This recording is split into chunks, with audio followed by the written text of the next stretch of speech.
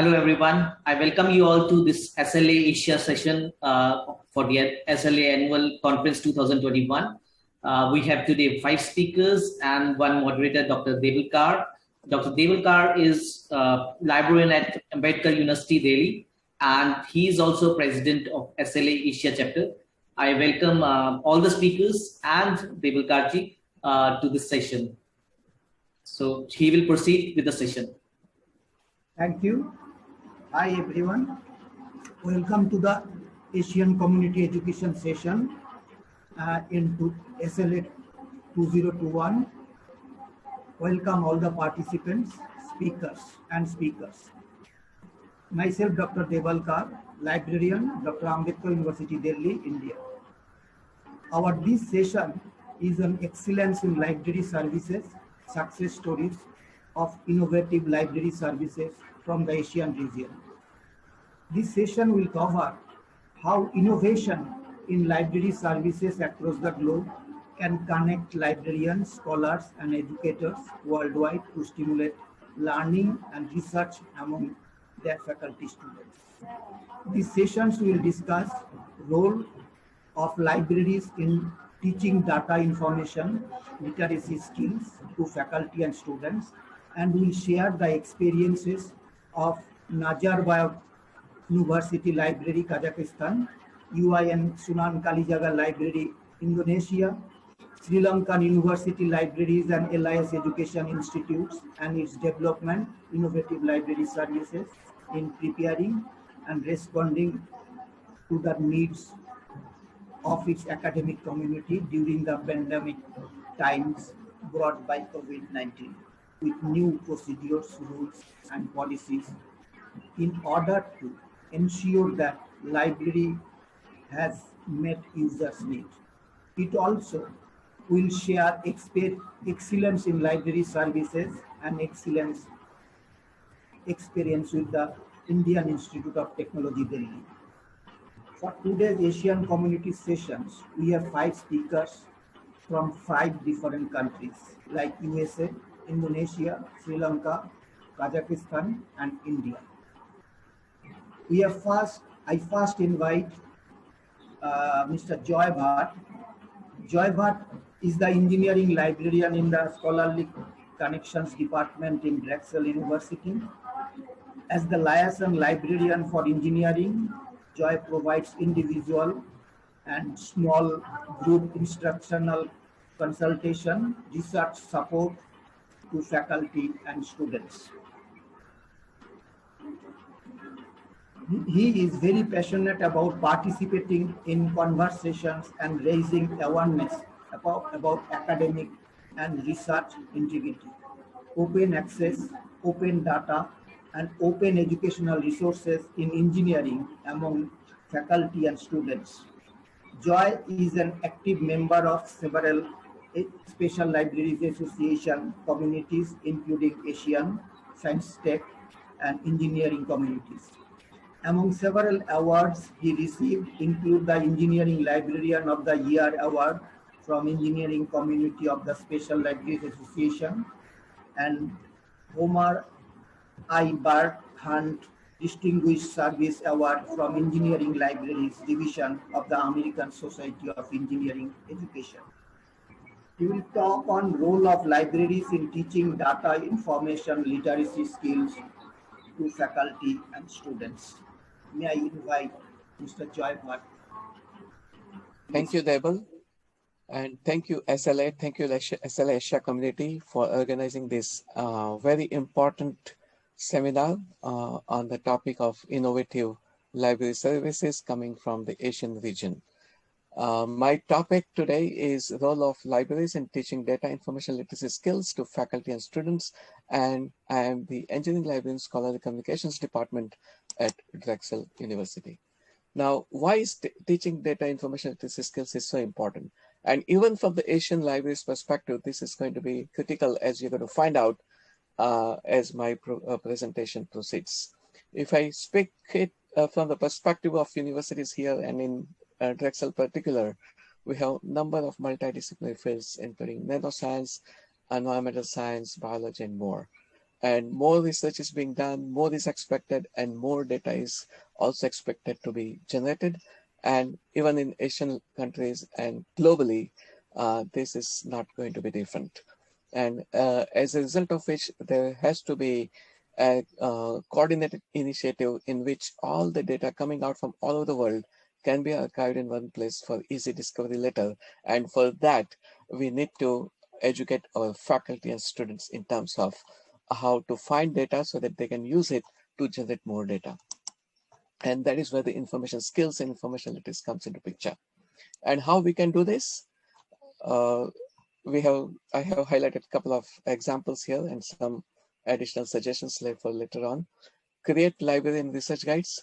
And these guides can be discipline specific, covering all disciplines, including business and engineering, and of course the interdisciplinary areas as well. And I'm sure that during the course of a pandemic last year, most of the universities have started using course management systems, and we have been using it even before. And we can start embedding our library guides in course management systems so that the students can easily access to those guides. Institutional labs and the needs for data is always increasing, and it's very important for our libraries to reach out to faculty and researchers in different labs and develop insights into their information needs. It could be from research perspective, it could be from teaching perspective. And we can always create and conduct workshops on data sources.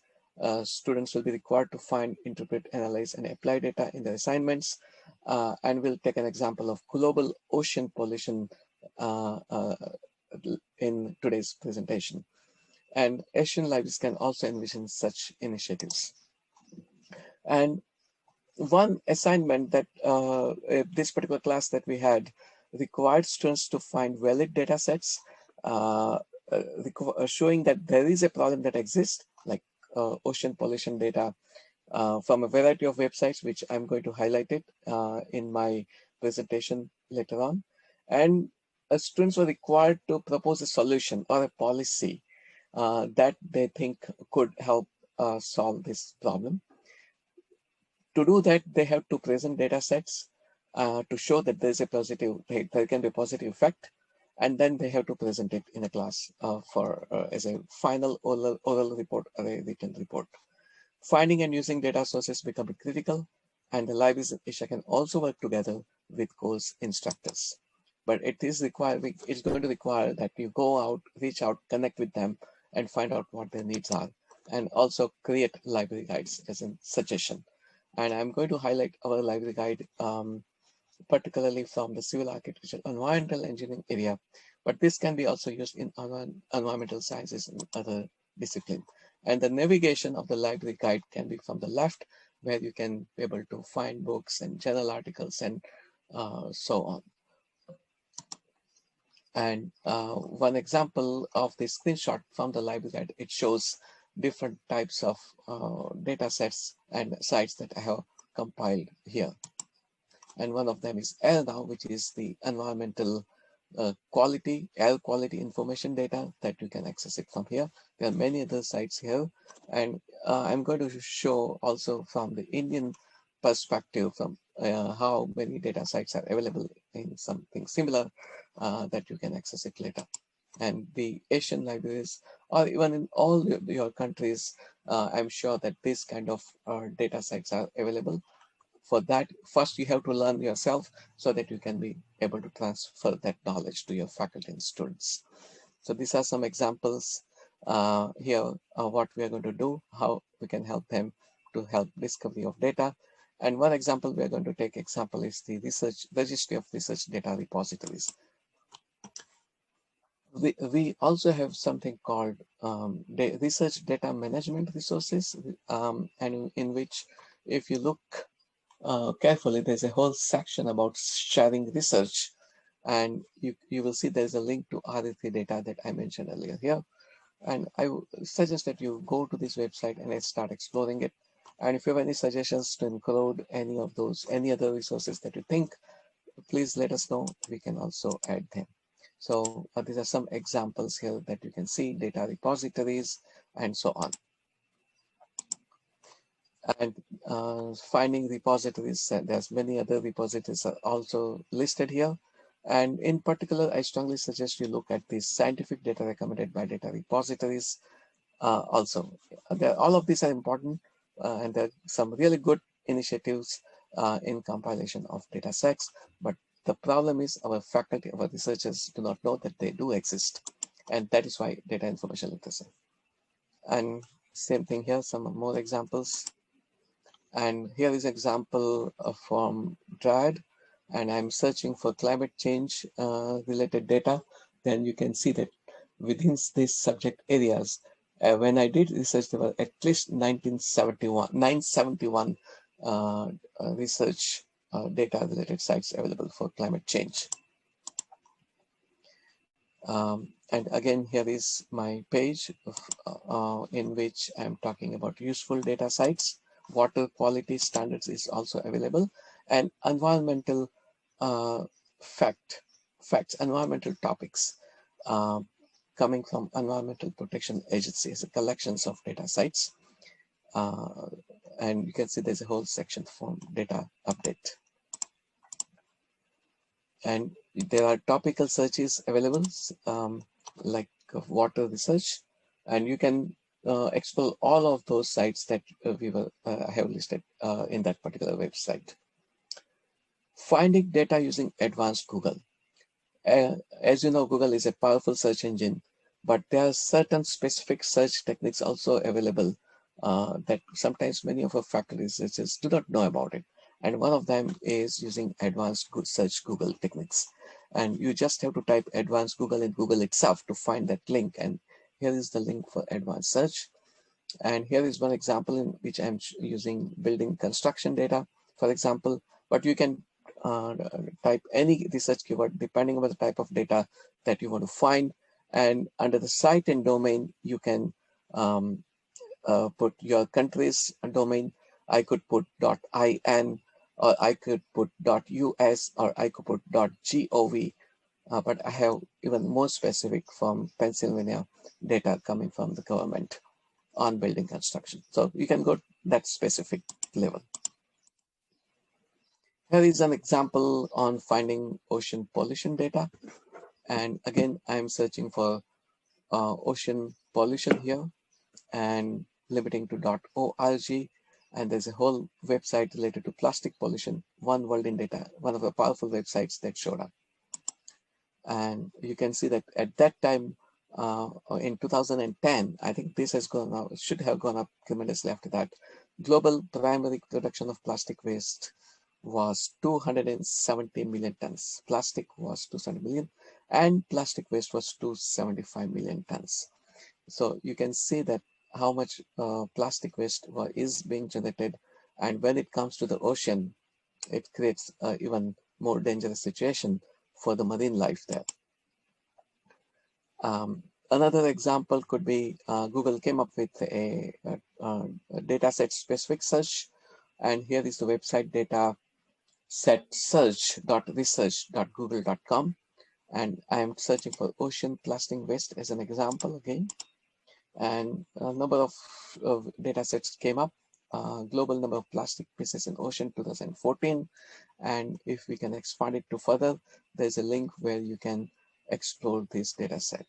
One thing I want to caution you is that this is coming from Statista, so it is a subscription-based database. We do have a subscription at Drexel, so I can access the full complete data set, but I don't know how much free information is available in that case, but there is some free information that is available that you can explore. So as I mentioned, there's a lot of data sets available, and we must use our communication channels or integrating that in class syllabus and provide consultations, research, instruction, workshops to our students and faculty. Maybe we can go to the labs and provide that. All coordinate with the faculty and get us invited for a presentation in the classes. RFData.org, Registry of Research Data Repositories. I'm searching for ocean pollution again, and again it pulls up a lot of different data sets. And strongly encourage you to filter from the left option, then you will see a lot of different things that you can do. Here is one, Copernicus Marine Environmental Monitoring Service. They have a whole section about ocean state report, ocean products, ocean monitoring indicators, and there's a whole section of different data that you could use, free and open scientifically accessed ocean data across the global ocean. Very powerful, very important. Coming back to India, from the Asian Libraries perspective, within re3data.org, I can see that there's a, you can actually explore by country by clicking on the map. So you will see that there were 51 repositories coming out, and some of them were, I highlighted 3 of them here: Knowledge-Based Resources Information Systems Hub for Innovations in Agriculture, Indian Genetic Disease Database, India Water Portal, and so on. And exploring one of them is from the transportation perspective here, transportation data, which is coming from data.gov.in. And you can see here that length of national highways and how it has gone up in the last 4 or 5 years up. So you can generate all sorts of data, find data coming out of variety of different entities or research areas that you are interested. Ocean data using in data.gov.in. And I found this something interesting collections of data. I'm highlighting 2 of them: ocean heat content and ocean wind stress, which is coming out from Ministry of Earth Sciences, India Meteorological Department, and even more specific, which SIT part it could be coming from Pune. National Data Archive, also coming out from Ministry of Statistics and Program Implementation Initiative, and it also have various collections here and number of different data sets that you can find using data catalog, and you can see household consumer expenditures, economic census, and so on. And coming back to again ocean pollution, and I want to highlight and say, if I just limit to .in, meaning that I want to find out how many websites or resources I can get originating from .in domain. There are a lot of them here. High microplastic concentration found on ocean floor, coming from BBC. Shame and anger at plastic ocean pollution. And this one in particular, scientists invent faster degrading plastic to reduce ocean. So engineers and scientists came up with a new material. If they use it in a fish nets, for example, that would dissolve or degrade by itself after some time, as a result of which the pollution is also controlled from the plastic. You can see this is how the network of plastics were found here. The new material has mechanical properties required by commercial fishing here. Tangled fishing nets that you could see here, which washed up on the shore. So it's a very challenging situation, and nations globally across all over the world, including the Asian libraries, Asian universities, Asian organizations, should work together with other organizations to help tackle this serious problem. So what I'm proposing, propose a solution. Students will require to write a policy to reduce the salt problem, think about methods that can reduce pollution in oceans, learn how to analyze, interpret, and apply data, present data sets that will prove the reduction, positive effect, present a method to monitor the solution, present policy in final report. Data information skills are critical, and Asian students build data information research skills in the process. Develop and apply critical thinking skills in problem solving. Global collaboration can emerge, and researchers partner with institutions worldwide. So these are my conclusions and my contact information. I strongly encourage you to, anyone interested, please email me, don't hesitate. And this increase in dialogue is also necessary from scholars and scientists all over the world. Thank you very much for SLA Asia community for inviting me to participate in this important topic. Thank you. Thank you, Joy Bhatt. Thank you very much for your talk. You have described the role of libraries in teaching data information literacy skills to faculty and students, and show some of the teaching data and with their websites how to access and what information we can get about the data in the website. Thank you very much once again. May I now invite Ms. Maroe. Maroe is a lecturer at Library and Information Department, State Islamic University, Sunan Kalijaga, Yogyakarta, Indonesia. She occupied as a head of LIS department from 2008 to 2016. She is also a consultant of UIN Sunan Kalijaga University Library from 2014 to present. She has joined in Special Libraries Association Asian Chapter since 2018. She has research interest in information seeking behavior, information retrieval, information literacy, and inclusive library. She will talk on users' response to innovative library services during pandemic era, a case study of UIN Sunan Kalijaga Library, Yogyakarta, Indonesia. May I invite Ms. Maria? Maria, please.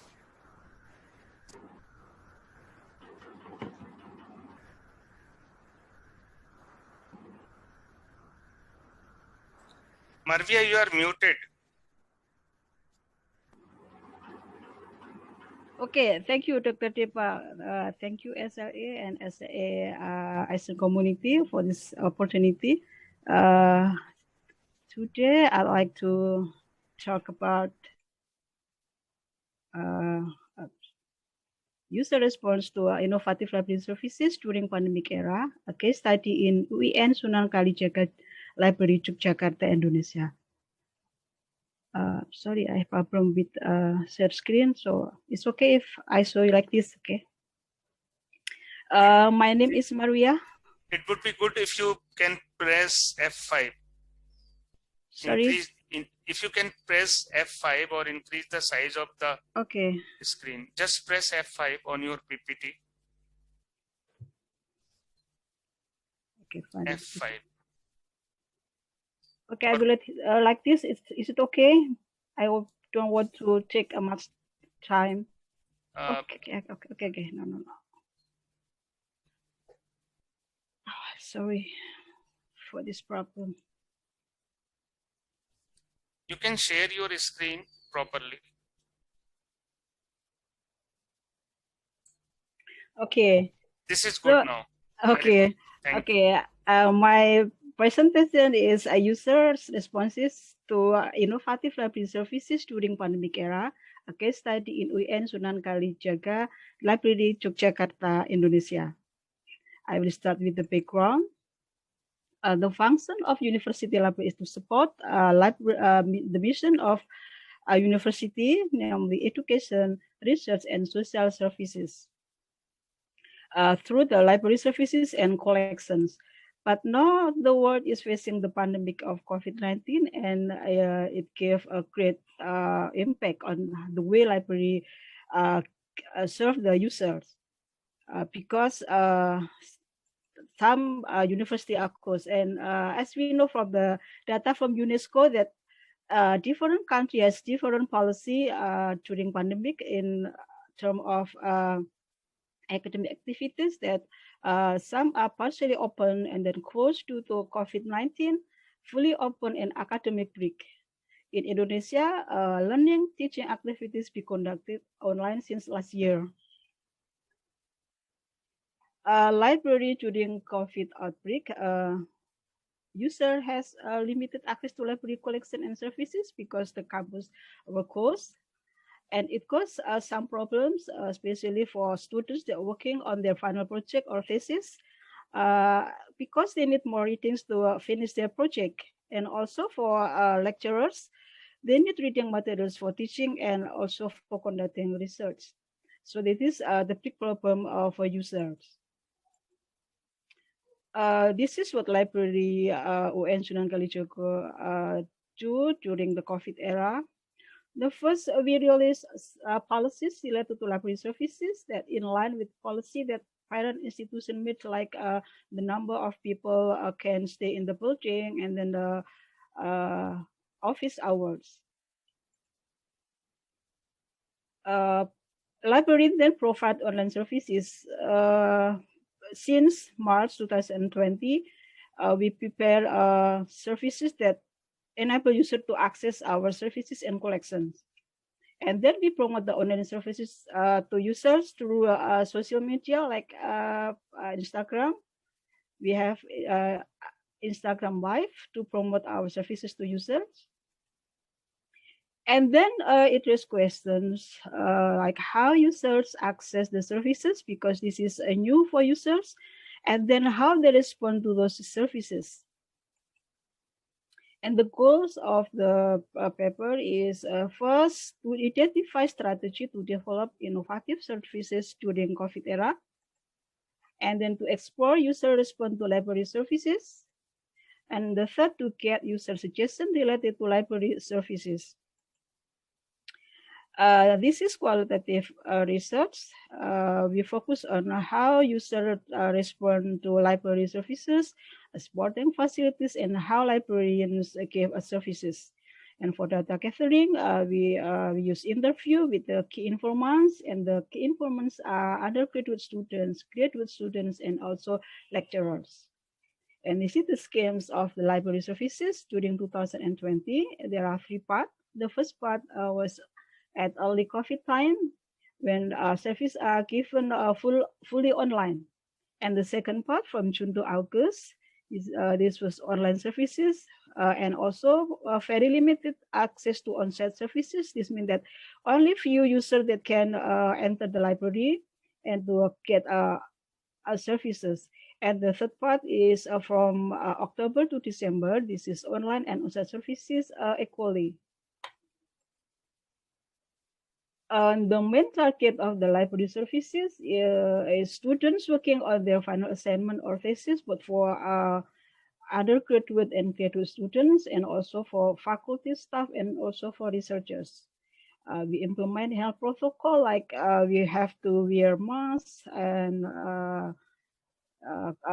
gloves, etc. And then library encourage users to use electronic resources. And this is the most important, because in the normal day, user will visit the library and they read the collection on the library. So when the library closes, we encourage them to use electronic resources. Also, we use social media to reach users, mean that we communicate users using like a WhatsApp to inform what we have a new one, like services and then policies. And also we use Instagram.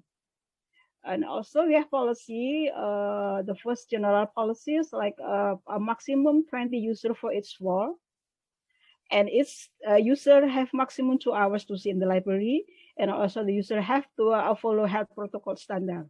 And the second is the new procedure of circulation service that we can see in the next slide. This is the new procedure of circulation services that user have to search the book they want through OPAC, and then they send the titles to order to the librarian through WhatsApp, and then the librarian will search on the stacks, and when the books are ready, librarian will inform the users so they can check out those books. And this is one of the example, use Instagram. We use Instagram for promote free access to ebook.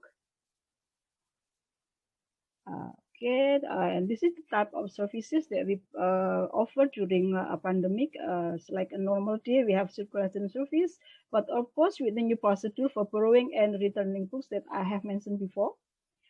And then we have library clearance services. This is the service for user, primarily user that have finished their study, so they can come to the library to have the document that explain that they have no book that they borrow in the library, and also they can do that online through WhatsApp or by phone. And the third, we have online services and consultations through 3 platforms. The first is Cari. This is the facilities that the user can use to check their history of book they borrow. And the second is we call ebook. This is the facility that user can ask anything about the library services, like how to order book and the order book through this platform. And the third is a reference consultation. Usually user ask the reference librarian about how to access electronic journal, how to find a research paper from the researcher or lecturer or maybe from student, and they can ask the reference librarian through this application. And this is the web page of the library website. Buat Cari ebook and then reference. And this is a form that user have to download before they visit the library. They have to download and then they fill the personal data. So when they come to the library, they will give it to the librarian. And this is the result of my research. User respond to library services, supporting facilities, and librarian.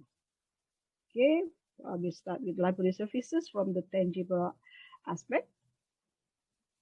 The first is completeness of the collection to support final project. And according to the users, the collections are complete because we have e-journal database, e-books, and also institutional repository.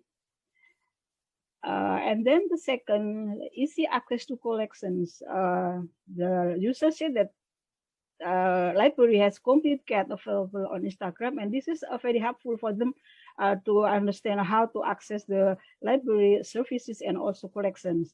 And also the librarian will help us user when they have difficulty. They will texting on the WhatsApp, and user will and the librarians will help users. And the third, in the importance of librarian, according to the Informas, the librarians are quite help user to find relevant collections. And sometimes they refer to other relevant sources or collection if needed. And this is from Instagram. This is a guide how to upload academic work by students or lecturer or researcher. And then the reliability of the library service, the appropriateness of the services. The services fit with users' need. This is what the user said. And the second is the assurance of book availability. Librarians will inform to users as soon as the books are ready. This is related to ordering books for borrowing. And then the third, the relevance of book that the library found. Most books are relevant, and also librarians will give alternative titles when books ordered by user are not available on the shelf. And the second is supporting facilities. Supporting facilities are made under the health protocol standards, such as facilities for washing hands with soap, and then located in front of the entrance at both sides of the library, and also a hand sanitizer. And for waiting room, we applied the principle of physical distancing. This is the filling rooms that I mentioned before. The user have to fill before they accessing on-site services. And then the entry and the exit door are spirited. And for the room design, it is centralized in the first floor. So this is like a connected services. So user just only stay in the first floor and they will get the services. And user responds to the supporting facilities. They feel convenient with the supporting facilities.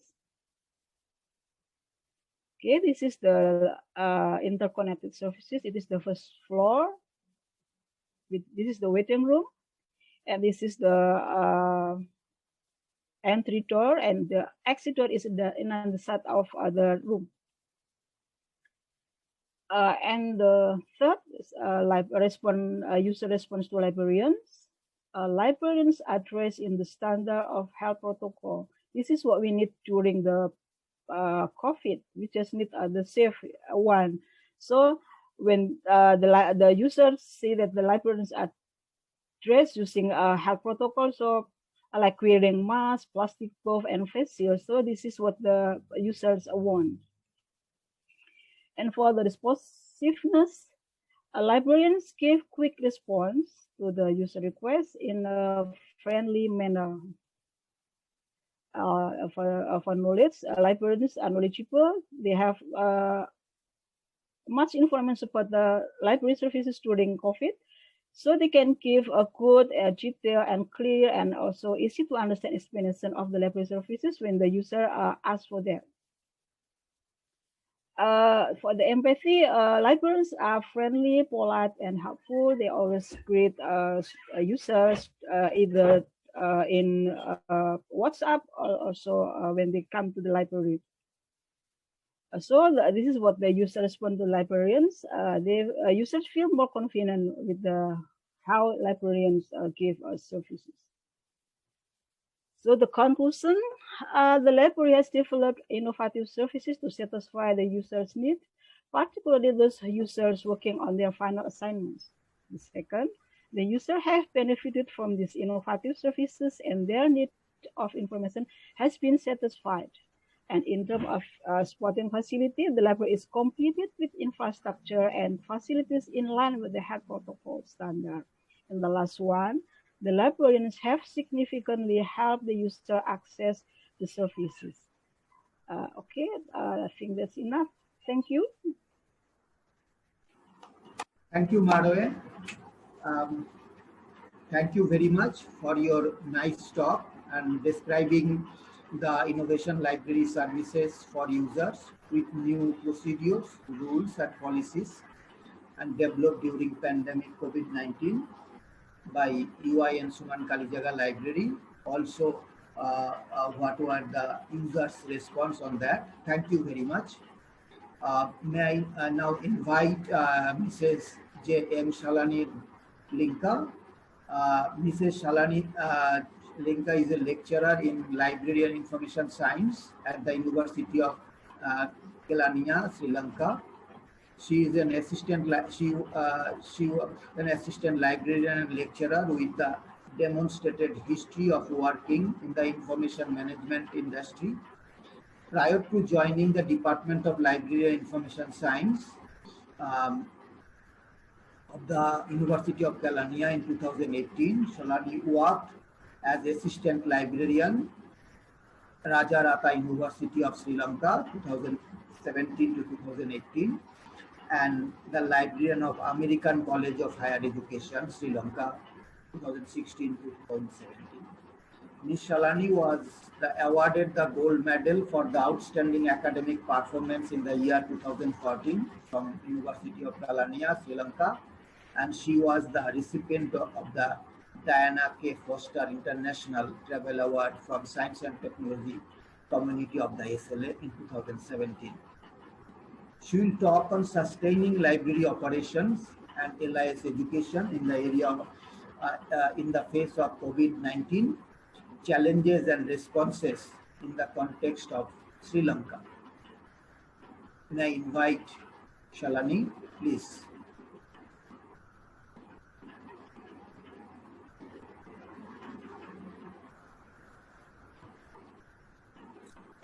Thank you very much.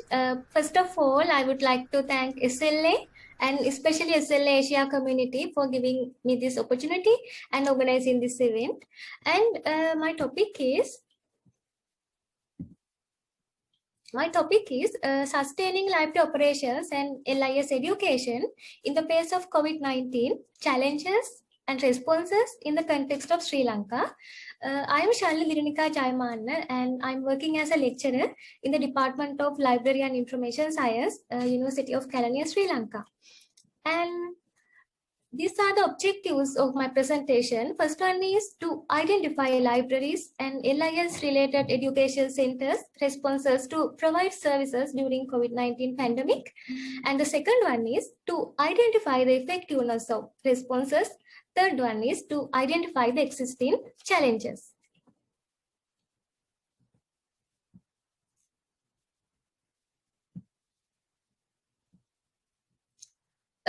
First of all, I would like to give you a little introduction about my country. Sri Lanka is a small island which is located in the Indian Ocean. The population of Sri Lanka is over 21 million. As other countries, Sri Lanka also faced number of difficulties due to COVID-19 pandemic. And in 2009, in March 2020, the government of Sri Lanka imposed curfew to spread the prevent the spread of the COVID virus. As a result of that, universities, schools, public libraries, and other government and private organizations were closed to control the rapid spread of the virus. As a result of that, our citizens in Sri Lanka and institutes, both public and government institutes, they also had to apply alternative methods to meet their user requirements. In here, you can see the library system of Sri Lanka. Sri Lanka has a strong library system. The library chain of Sri Lanka consists of school libraries, public libraries, special libraries, academic libraries, and also the Sri Lanka National Library. These different kinds of libraries are providing number of services for their users in order to provide knowledge and information for them. But due to COVID-19 pandemic, all libraries in Sri Lanka were closed partially and completely time to time, so that libraries has to find innovative and strategical ways to provide services to their users. So through my presentation, we are going to identify what are the strategies and methods that were used to provide services to our citizens in Sri Lanka. First one is telecommuter librarians. We all know, about our traditional library system. With regard to strategic responses, traditional librarians changed their roles as telecommuter librarians because they had to work from home. So first one is telecommuter librarians were able to provide virtual reference services from their home. So they used instant chat services, social medias, and video conference platforms and real-time chat services to provide information to their users. So I can call this situation as very customized information services like current awareness services and selective dissemination information services. So we can see, we know about the situation of traditional librarians and traditional libraries, but due to COVID-19 pandemic, librarians also changed their role as telecommuter librarians. So they provided services from their home. Next one is document supply services. Especially this service can be seen in academic libraries. We all know researchers, academics, and especially lecturers and teaching staff, they need information for their research and to complete their assignments and their coursework. So libraries, especially academic libraries in Sri Lanka, provided document supply services. They scan books, book chapters, journals, and other documents for the benefit of their readers, and they send those documents via emails and social media groups and other online platforms. And also I was able to identify that most of university libraries have upgraded their institutional repositories with current content to provide information for their users. And they uploaded new research articles and new scholar articles in order to provide services for their citizens and their students. And also other thing is, as an example, University of California Library, they scanned all past papers and they put those past papers on students' learning system. Then students were able to access those e-resources and to continue their studies. So university libraries in Sri Lanka did a lot of things to mitigate these issues. Next one is online workshops and webinars. Especially, I was able to identify that the majority of public libraries organizing this type of events. As an example, one public library in Sri Lanka organized online yoga program and online meditation programs for their users, because we know during COVID-19 period, people their mindset, and to improve their mindfulness and to disconnect the monotonous of their life cycle, these yoga programs and meditation programs were very useful. And also some libraries organized national festivals and religious festivals online, so they were able to stay connected with their communities. At the same time, they were able to disseminate information regarding COVID-19 virus and other diseases in Sri Lanka. So I was able to identify that a lot of public libraries use Facebook and WhatsApp groups and Instagram to promote their content, and they shared e-copies of novels and children books, and they organize digital story times to provide services their people. Next one is library orientations. This is especially for university libraries. We know in university libraries they have to provide orientation programs for their freshers. So the majority of university libraries this year conducted their orientation programs online. The majority of librarians used Zoom as their online platform. So some librarians conducted online sessions, and some librarians conducted online sessions, and they uploaded those videos on their web, and they uploaded instructions and tools and subject guides to for the benefit of their users. So students were able to access those websites and use those resources, and they were able to get a clear idea about library and library classification system, how to use OPAC, how to access to full text databases, and so on. So these methods were really useful to provide services for undergraduates. Next one is access to full text databases. Actually, this option can be seen in university libraries in Sri Lanka, because the majority of academic libraries have access to these full text databases, because we are University Grants Commission, because from that University Grant Commission in Sri Lanka, all university libraries have access to these services, such as Emerald and Jester, Oxford University Press, EBSCO-Host, and Taylor and Francis. Because of those databases, our undergraduates and researchers were able to access full text articles. As I mentioned, researchers, these full text articles are very useful for our researchers and final year students to complete their dissertations. So they were able to access those databases from their home and downloaded their full text articles to complete their research work. Next one is, I'm going to talk about LIS education. When I'm talking about LIS education, I would like to talk about Department of Library and Information Science, University of Kelaniya, the department I'm working at. So first one is, we conducted online mentoring program. I will tell you what is the story behind this online mentoring program. We previously, that means before the COVID-19 pandemic, we had a paper called Library Internship Program. According to this library internship program, we send our students to different libraries in Sri Lanka, and we ask students to get the experience and get the knowledge practically from those librarians and library environment.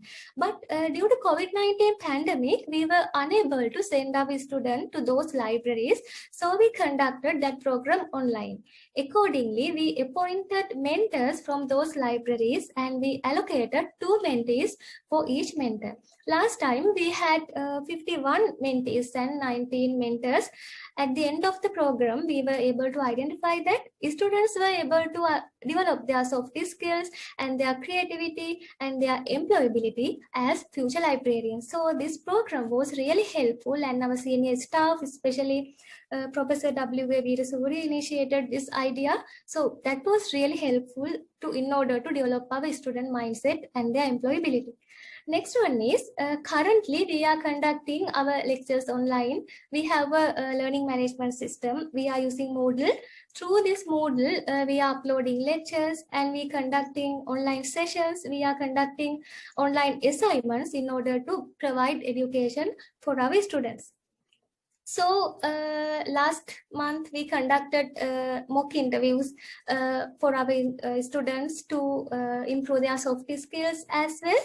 So continuously we are uploading lecture materials and assignments for them. Also, I talked with you a lot of strategies and methods, but there are a number of challenges to overcome. First one is, Sri Lanka is a small country and we are a middle income country, so we are facing number of difficulties. First one is we do not have enough infrastructure facilities. Actually, there are some citizens and students who are living in remote areas, so we do not have enough signals or enough infrastructure or enough devices to access those services. So this is the main issue that we are facing currently. Next one is digital divide between generations. We all know digital natives, they have enough knowledge and they can use any application without with a small effort. But digital immigrants, they cannot access those applications very easily. So before organizing anything or before implementing something, we have to think twice about these digital immigrants as well. Next one is ensure the digital equity and inclusion. That is also a problem. Next one is differently abled user groups. We all know there are a number of differently abled user communities.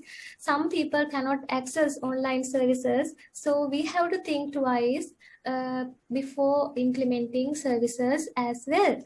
Final thing is social economic matters. We know as a middle income country, some libraries do not have enough budget to provide services for their users. Some libraries do not have even computers or internet to provide services beyond their physical library walls to their users.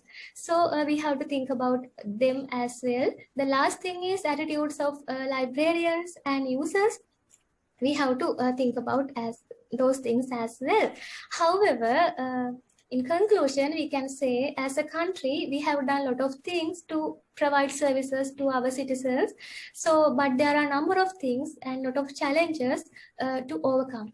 Thank you very much. Thank you, Shalani, for your nice talk regarding Sri Lankan library services. You described how Sri Lanka libraries are applying innovative strategies and methods in the face of COVID-19 and pandemic to enhance productivity and user services.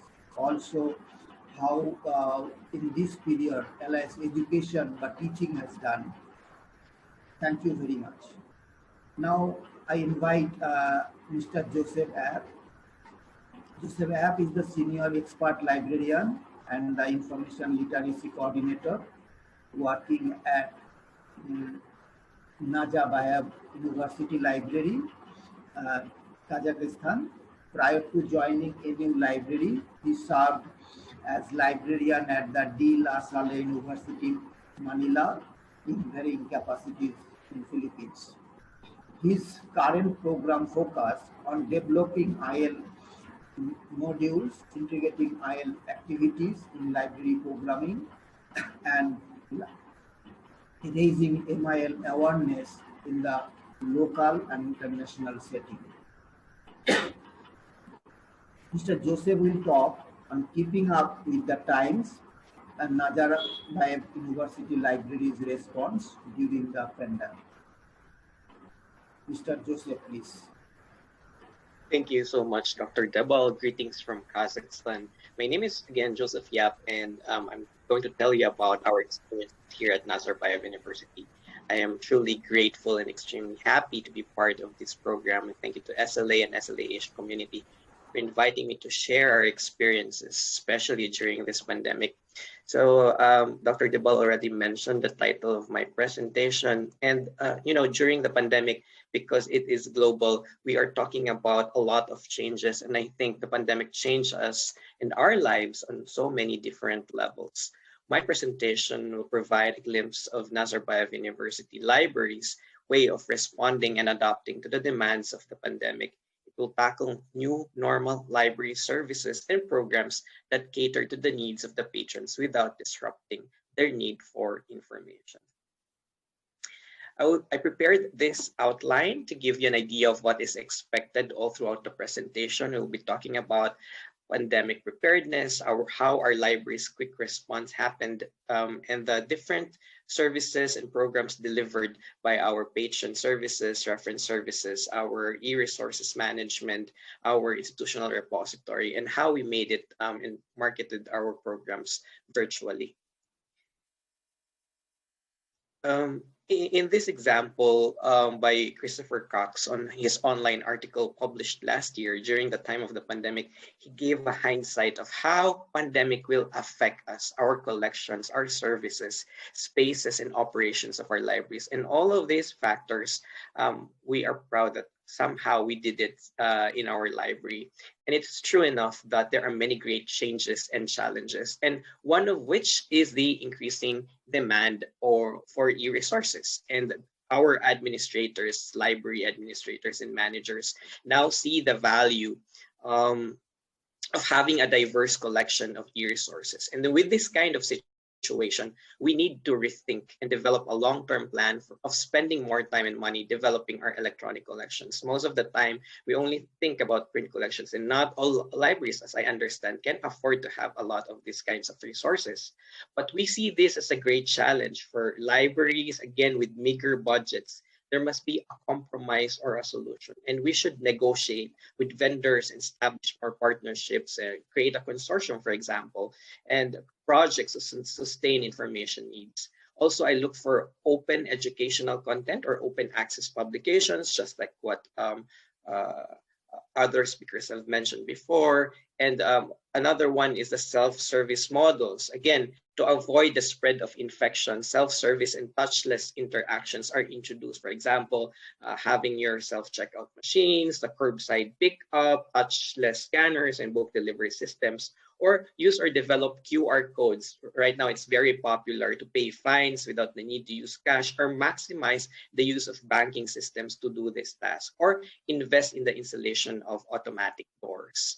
Now, we also have to check our library portal or websites. We have to revamp them. We have to analyze and check other websites. Benchmark, it is the word. Make sure that it is easy to navigate and user-friendly. There are, again, still right now library websites, I must say, somehow with insufficient content. And we are in the information industry, and our patrons expect a lot from us. We should continue reviewing our webpage links, and we need to invest more in our library websites, because this is the face of our library, and make sure that our library websites are responsive. And that's another issue, but we have to make sure we respond in a timely manner. Another is technology training. Sometimes it's simple for others to use Zoom, but others, this is just new for them. So we need to identify who among the staff is not familiar with this technology. So frequent training is a must. And that's why also it's a challenge for us, for some of the library staff who doesn't know how to create these tools online, especially when we transformed it virtually. And finally, the bring your own device system is to avoid more hands touching the same device. It may be a solution to bring your own device to those who can. To be an inclusive library, public terminals must be disinfected regularly. Now, the NU Library's quick response to the pandemic. So how did our library respond to the onset? When the lockdown was declared last year, we immediately transformed our services to completely online to support the needs of our patrons. And there are services that need to be compromised, but it has to abide with the health protocols. For example, the physical attendance of our library staff to prepare print books for delivery to the student, which makes our personnel part of the frontline staff. So just like the libraries of Drexel, UI, and Sunan Kalichaga, and University of Kilania, NU Library came up with the following new normal strategies. We converted study spaces. We extended it to the residents of the city, Nur Sultan. So we limited the capacity. So for example, if there are only 186 seats, because we have to ensure that there is proper social distancing.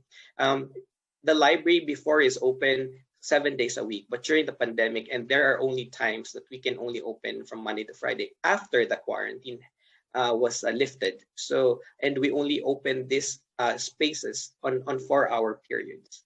There are some rooms available and some are closed. But before they enter the library, they have to register. And the capacity is again limited to 1/3 only. And students should undergo a rapid antigen test free of charge, and results are available in 15 minutes. Everybody, staff, whatever, or students should wear face masks. And students are encouraged to bring their own hand sanitizers, although the library in the entrance in every floor has hand sanitizers as well. No group work is allowed, and maximum again of 4 hours. Again, in borrowing and returning books, we developed the curbside system wherein library patrons can access only the entrance of the university campus and not even near the library. And these policies are applied during the pandemic. We lifted penalties or fines because we know that it is difficult to return books during this moment. And then book delivery was introduced, only a maximum of 6 items because not all library staff can bring all of these books with them.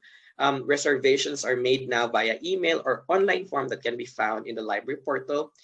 We identified pickup locations for faculty too. There are specific locations in different residents. And there are 2 types of book delivery for students. So again, there is a courier service too, and it is free for those students who require textbooks that are identified by the course. And for other textbooks, non-essential, they have to shoulder the cost. And but of course, we understand that not all of the people can go outside, so relatives or friends may claim books on behalf of the patron with proper documentation and identification. We also purchased the UV book sterilizer, which disinfects up to 3 books in 60 seconds, depending on book size. It emits the highest UVC sterilization rays to inactivate DNA, RNA, and protein structure of microorganisms. So we had this to ensure that, just to make sure that everything would be good for our library staff in handling books. Next.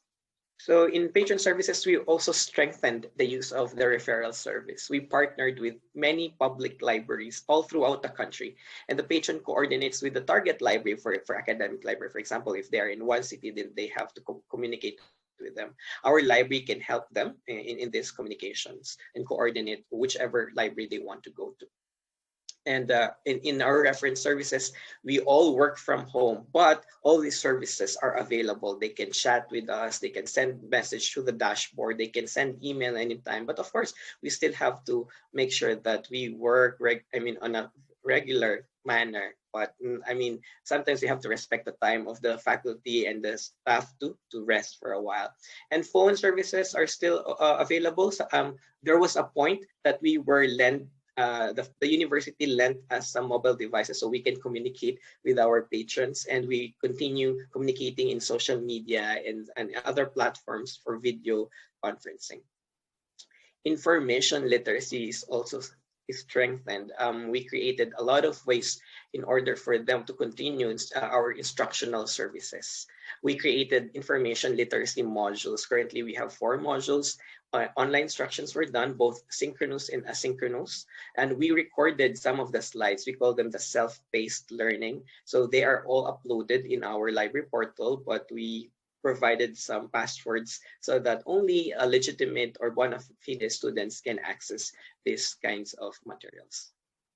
Interlibrary loan as well. We partnered with many libraries, although we have to pay for the service. These are the libraries abroad that we partnered with to provide us document delivery service. We continued having virtual sessions. Of course, we cannot stop from providing events or webinars to our students. So we promote each kind of events. For example, the media information literacy, we commemorate this event. We support strategic goals of the university in producing the best leaders, thus we have to incorporate these kinds of skills and competencies.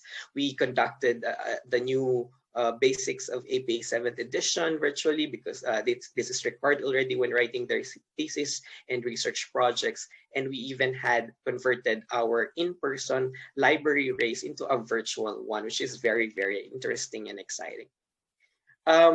Collection development continued. We continued purchasing ebooks, a lot of them. These are just samples. We bought access codes for each courses that would require all their students to access each kind of textbook. Also, for print resources, we continue purchasing them, even if it's very difficult to have these books come to the country, but still we have this responsibility to continue to purchase and collect these books. Our institutional repository, because there are still graduates and graduating students, they have to submit their thesis and manuscripts in the institutional repository. So we devised a system wherein it's a simplified process of submitting. So instead of the paper record submission process were made online. So they just, even for faculty members, which is easy for them to contribute to the institutional repository. Inclusive education is one of the programs of the university library. We are committed in promoting diversity, equity, and inclusion. So we consider this this is an important aspect of diversity. So we have to make sure that everyone is part of the changes in the system, and we continue providing this kind of service to them. In marketing our services, we have utilized free video sharing sites such as YouTube to promote and present our recorded webinars and virtual events. Just like UI and Sunan Kalijaga Library, we also utilized Instagram to reach out to our patrons. And Facebook, just like in Sri Lanka, who uses Facebook to promote festivals, we also do the same. In YouTube as well, so we uploaded every webinar we had during this time. Some of them are in a private mode because we have to make sure that only the students can access them, but some of them are also in public, so you can watch them later on if you're interested. We continued having online events, and one of them, for example, is a book presentation. If there's a faculty member who just published a book, then we accommodate them and we sponsor events for them, such as this one. Also, because we want to showcase the culture and literature of Kazakhstan, this is one example where we promote one of the authors or poets in Kazakhstan to promote his works. And we have our own international conference as well, and we are proud to say that we were successful in doing 2 virtual conferences already since last year and this year. And hopefully for next year, everything will be in person, I hope, and everybody is invited to attend. We have also the School of Library Technologies, where it was established as a training center, but due to the pandemic, it again became virtual. So we developed the competencies, the professional competencies of the local librarians in Kazakhstan. And we reap what we saw, just like all the virtual events. We are so happy that we were granted this Presidential Citation Award from American Library Association, and we are thankful for this as well. And that's all for now. Thank you so much for being with us. Thank you for attention. Thank you, Joseph, for your nice talk. You have described how Nazarbayev University Libraries responded due to the pandemic to meet the users' need, also the other library services as a whole. Thank you very much. I invite Dr. Nabi Hasan. Dr. Nabi Hasan is the librarian and head at the Indian Institute of Technology, Delhi. Earlier, he was served as University Librarian of Aligarh Muslim University. He is the first Norman E. Barlog Fellow from India in Library Information Systems, trained at Cornell University, Newark, USA. He is the immediate past president of SLA Asia Community and 2002 president-elect of the academic community of the SLA. Dr. Hasan has 16 books, over 155 articles to his credit. Currently, he is heading the National Resource in Library and Information Sciences of the Ministry of Education, Government of India.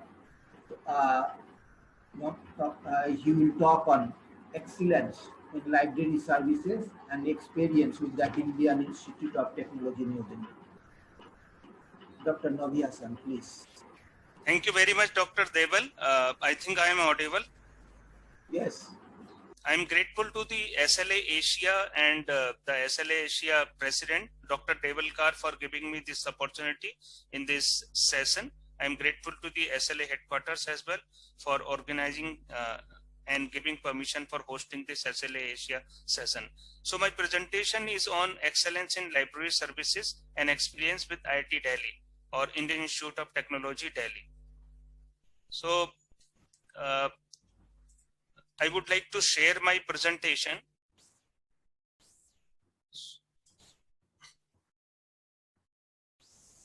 I think Dr. Praveen, I am able to share my presentation now. Yes. Okay. So the topic of my presentation is excellence in library services and experience with Indian Institute of Technology, Delhi. So as part of this presentation, I would like to cover some background information about the IIT Delhi library system, the library services, resources and product, and the digital initiatives and ICT-based services at IIT Delhi Central Library. And finally, I would like to conclude on the basis of my presentation. So Indian Institute of Technology is not a single institution, it's a group of institutions. We have 23 IITs in India as of now. Majority of the IITs have excellent state-of-the-art libraries and managed by highly qualified and experienced professional library staff. So these are some of the beautiful buildings of some of the libraries. Like you can see, this is IIT Delhi, this is IIT Kanpur, and this is the tallest and biggest building of any of the institute library in India, which is Indian Institute of Technology, Dhanbad. So IIT Delhi library system comprises of about 32 unit libraries and a central library. The system is the early adopter of new and emerging technologies, services and products.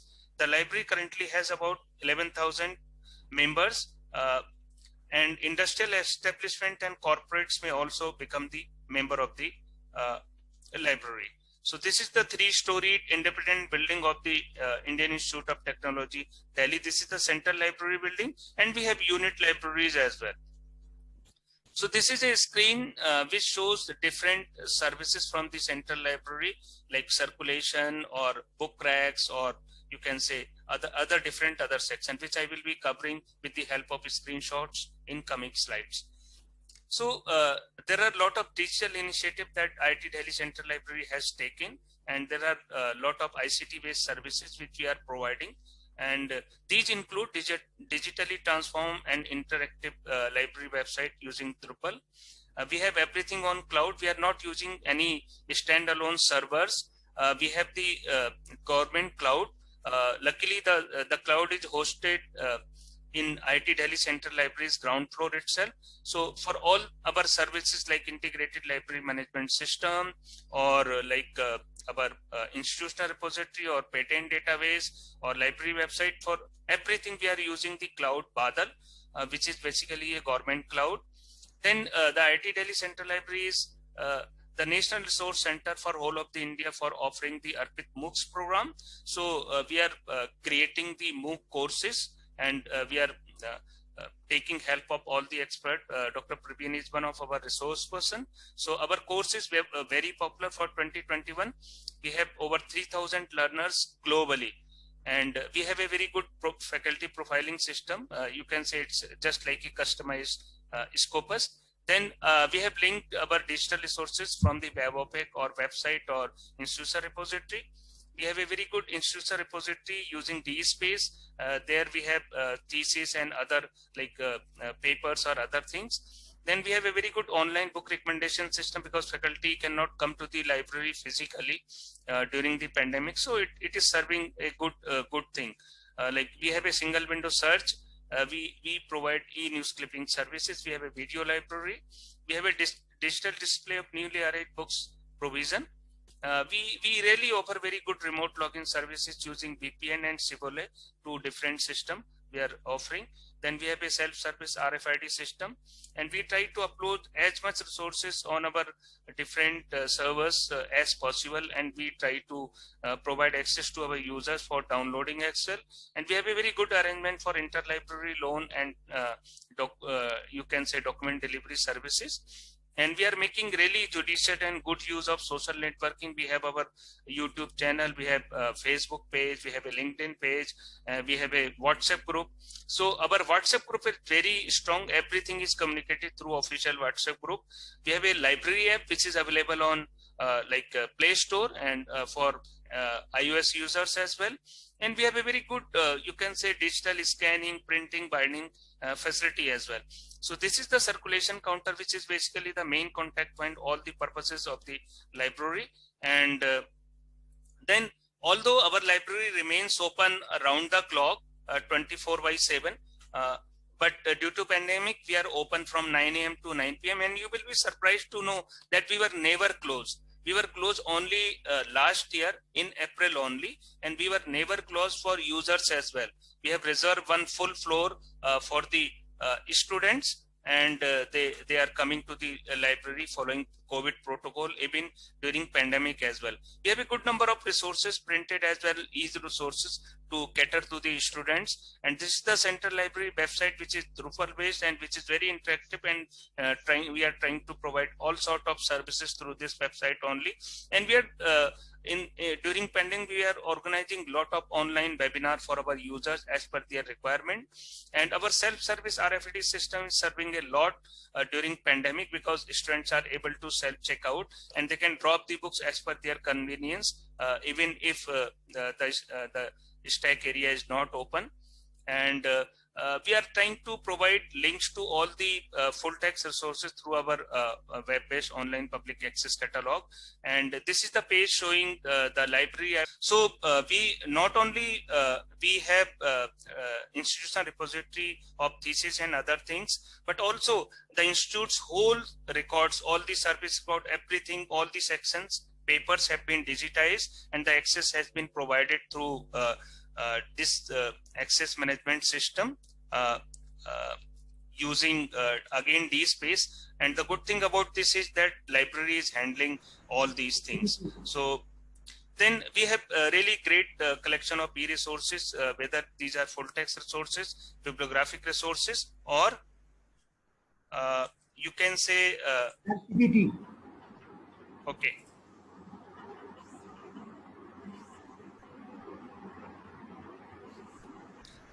So we have very good collection of e-resources, whether these are full text resources, bibliographic resources, or standards, or any other resources.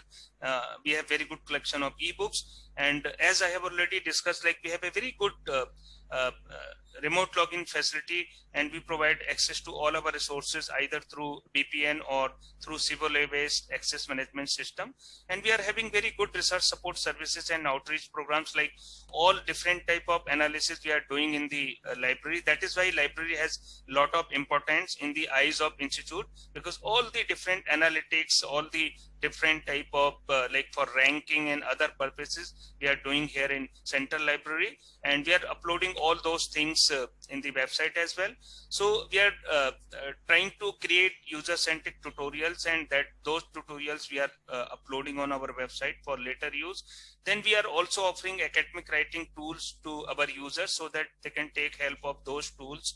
And we have a very good online book recommendation system, and which can be used by our faculty members or the student to recommend a book or printed book. Then we have a newly arrived books management through which we user can see which books have been received, those books which were recommended by them.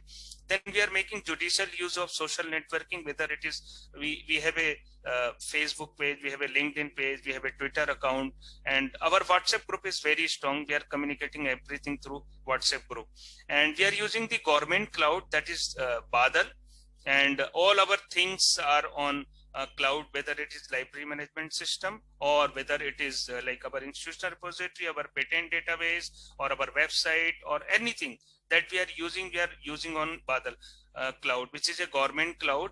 So luckily, even when the library is closed, we are open for our services. Our services are never closed. And this is very good faculty profiling system. You can say it's just like a customized Scopus, which is giving data of your institute only.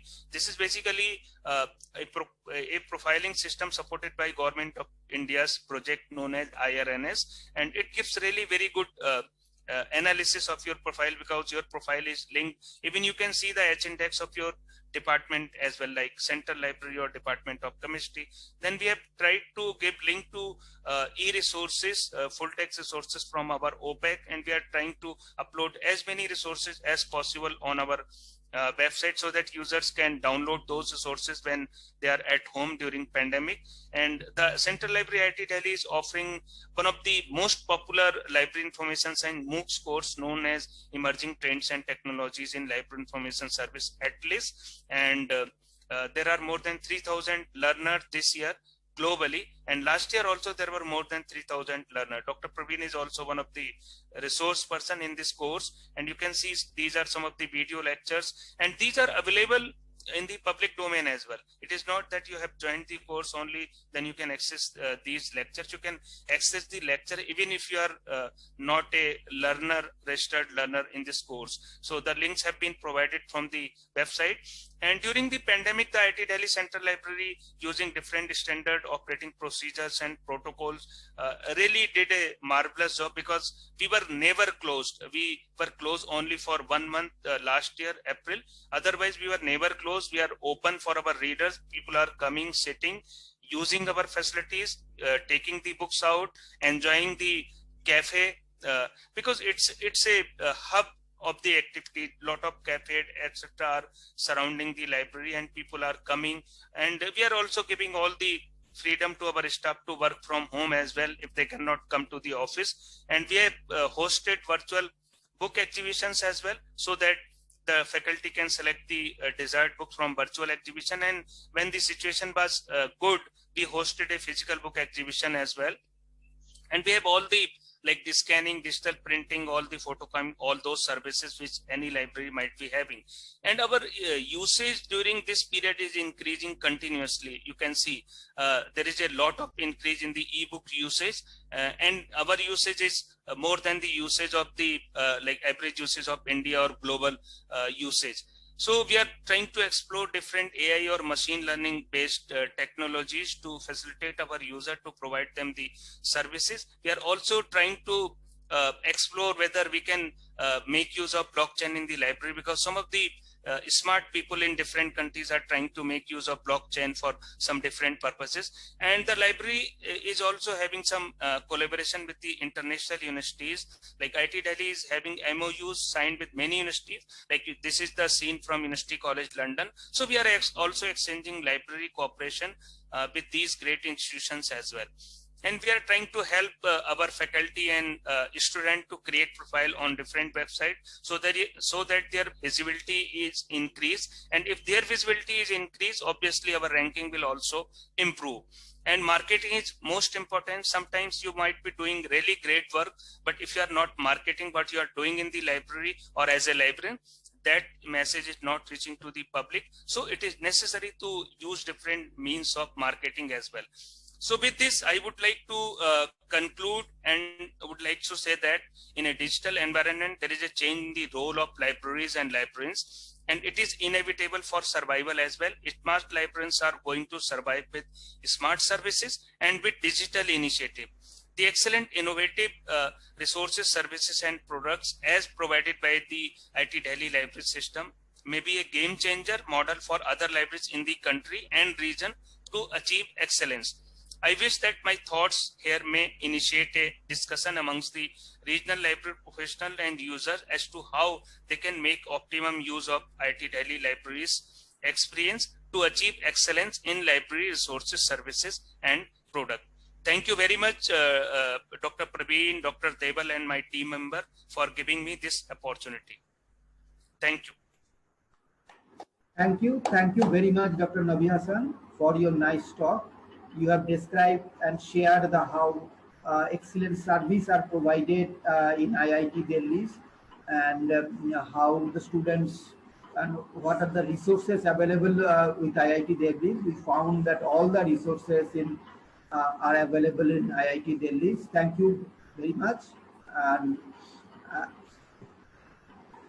in these sessions, I thank all the speakers for your support and presentation. session has discussed the role of libraries in teaching data information literacy skills to faculty and students, and show some of the teaching data and their website. It also provides how innovative library services provided during pandemic COVID-19 by different Asian countries' library like Indonesia, Sri Lanka, Kazakhstan, and India.